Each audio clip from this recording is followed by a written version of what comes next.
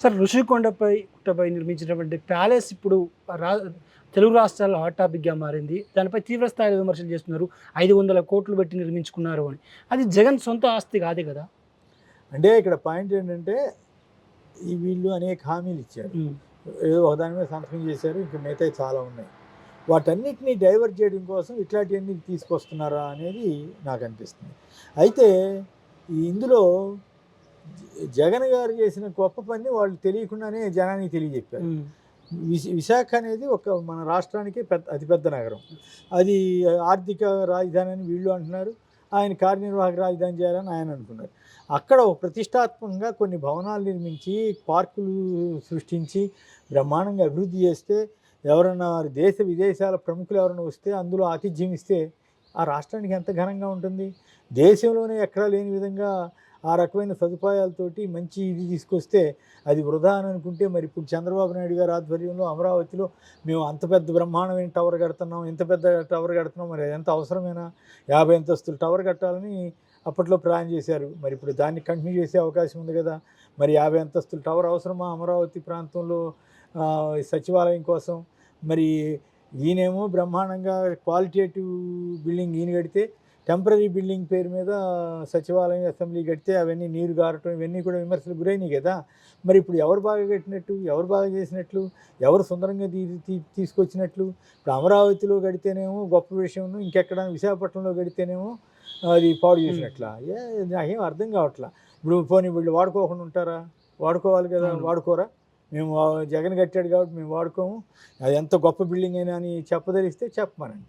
But నేను అనుకోవటం, వాళ్ళకి విజ్ఞతతోటి వ్యవహరించి దాన్ని ఏ రకంగా వాడితే రాష్ట్రానికి ప్రయోజనము, రాష్ట్రానికి వచ్చే అతిథులకి ఏ రకంగా ఉపయోగిస్తే ప్రయోజనము, లేదు సీఎం ఉపయోగించుకుంటారా, మంత్రులు వాడతారా, ఇవన్నీ కూడా వాళ్ళు ఆలోచించి చేస్తే రాష్ట్రానికి మేలు, వాళ్ళకు కూడా మంచి పేరు వస్తుంది. జగన్ గారు కట్టారు కాబట్టి నేను వాడిన అనుకుంటే ఇక ఎవరైనా చేయలేము. కానీ అట్లా చేస్తారని నేను అనుకోవట్లేదు. బహుశా వాడుకుంటారేమో.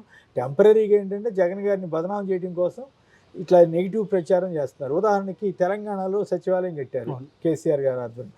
ఇవే పత్రికలు ఈనాడు వాళ్ళు ఎట్లా రాశారు, అబ్బో అంత అద్భుతంగా ఉంది, ఇంత అద్భుతంగా ఉందని రాశారు కదా. మరి అవి బిల్డింగ్లే కదా. మరి కేసీఆర్ని అట్లెందుకు పొగిడారు?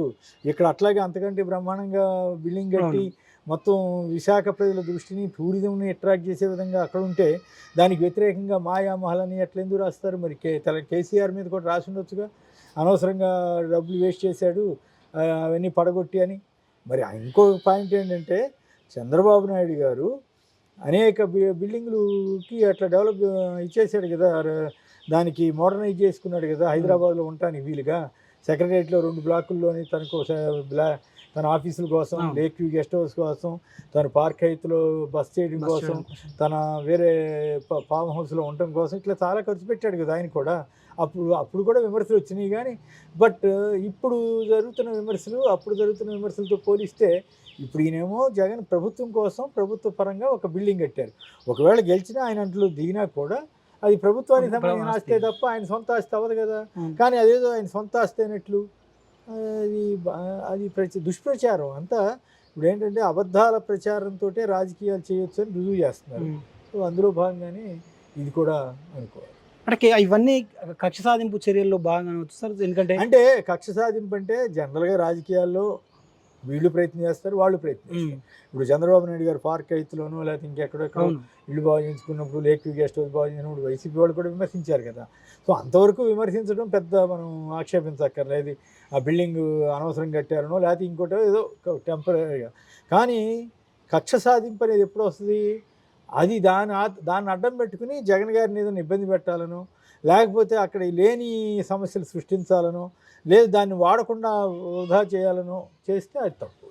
అంటే ఒక సెక్టార్ ఆఫ్ మీడియాలో రాజమహల్ మాయామహల్ జగన్ సొంత ఆస్తని రాస్తున్నటువంటి పరిస్థితి. అంటే ఇప్పుడు చంద్రబాబు ప్రభుత్వం వాడదు సార్ గవర్నమెంట్ ఆ బిల్డింగ్? వాడాలి, మరి ఏం చేస్తారో మనకు తెలియదు కదా. బట్ గంటా శ్రీనివాసరావు అయితే మంచి హడావుడిగా వెళ్ళి అదంతా హడావుడి చేయటం, తద్వారా ఒకటి విషయం అర్థమైంది ఏంటంటే జగన్ గారు స్టాండర్డ్గా చేస్తాడు, మంచి బిల్డింగ్లు కట్టాడు, ఆయన కంటిన్యూ అయ్యింది ఇంకా బ్రహ్మాండంగా డెవలప్ అయ్యిండేదేమో అనేటువంటి అభిప్రాయానికి కూడా అవకాశం ఉంది. ఇక రెండో వైపు అమరావతిలో మరి వీళ్ళు లైట్లు వెలిగితేనే కళాకాంతులు ఎంతున్నాయని అద్భుతం అని రాశారు కదా. అవును. మరి ఆ విశాఖపట్నం మీద ఎందుకు అంత కోపం వాళ్ళకి? విశాఖపట్నం మీద కక్ష తీర్చుకుంటున్నట్లు తప్ప విశాఖపట్నం ప్రజల్లో దాని మీద మంచి అభిప్రాయం రాకూడదనే తాపత్రయం తప్పితే దానికేమీ అర్థం లేదు. ఖచ్చితంగా వాడుకోవాలనేది నా సూచన. తర్వాత అనవసరంగా ఈ కక్ష వ్యవహారాలు వీటికి వెళ్లకుండా ఉంటే బెటరు. అయినా మనం చెప్తే వింటారా? వాళ్ళు చేసేది వాళ్ళు చేస్తుంటారు. ఎప్పటికప్పుడు దాని మీద మనం మీలాంటి వాళ్ళు అడుగుతూ మా బోటి వాళ్ళు మాకు తోచిన విషయాలు చెప్పడం తప్ప మనంగా చేయగలిగింది ఏమీ ఉండదని. సార్ తాడేపల్లిలో క్యాంప్ ఆఫీస్ నిర్మించుకున్నారు. సో దానికి ఫర్నిచర్, ఇంటీరియర్స్ కోసం 43 కోట్లు ఖర్చు పెట్టారని తెలిసింది. ఇప్పుడు జీఏడీ ఈరోజు జగన్కి ఒక లెటర్ కూడా రాసింది, తిరిగి అవి ఇచ్చేయమండి అని. వైసీపీ నేత ఆ పీరియడ్ మాట్లాడుతూ ఏమో మేము అమౌంట్ ఇస్తామన్నా కూడా వాళ్ళు ఒప్పుకునే పరిస్థితి లేదు. వాళ్ళ ఇష్టం, అది ప్రభుత్వం ఇష్టం, ఒప్పుకోవాల్సిన అవసరం లేదు. వాళ్ళు ఏమనకమంటే ఇచ్చేయటమే పెడతారు. అసలు నా అభిప్రాయం అయితే ముందే ఇచ్చేసేసి ఉంటే అసలు నో కాంట్రవర్సీ కదా. అంతా కలిపి 4 రోజులు అవ్వలేదు, వాళ్ళు తొందరపడ్డారు టీడీపీ ప్రభుత్వం వారు అన్నది ఒక ఆస్పెక్ట్. రెండో ఆస్పెక్ట్ ఏంటంటే వీళ్ళు అడగడం తప్పు కాదు. మాకు ఇట్లా మేము తీసుకోదలిచాం, మీ డబ్బులకి మేము పే చేస్తామని. వాళ్ళ ఇష్టం, అది గవర్నమెంట్లో వాళ్ళ ఇష్టం కదా. వాళ్ళు చెప్పినట్టు వీళ్ళు అనుకున్నట్టే వాళ్ళు వ్యవహరించాల్సిన అవసరం లేదు కదా. దాన్ని మనం పెద్ద తప్పు పట్టాల్సిన అవసరం లేదు. ఎందుకంటే ఇప్పుడు గతంలో చంద్రబాబు గారు అడిగిన వీళ్ళు ఇచ్చారా? ఇవ్వలేదు కదా. వీళ్ళ గారు ఆ ప్రయారిటీ ప్రకారం వీళ్ళు వెళ్ళారు, వాళ్ళ ప్రయారిటీ ప్రకారం వాళ్ళు వెళ్తారు.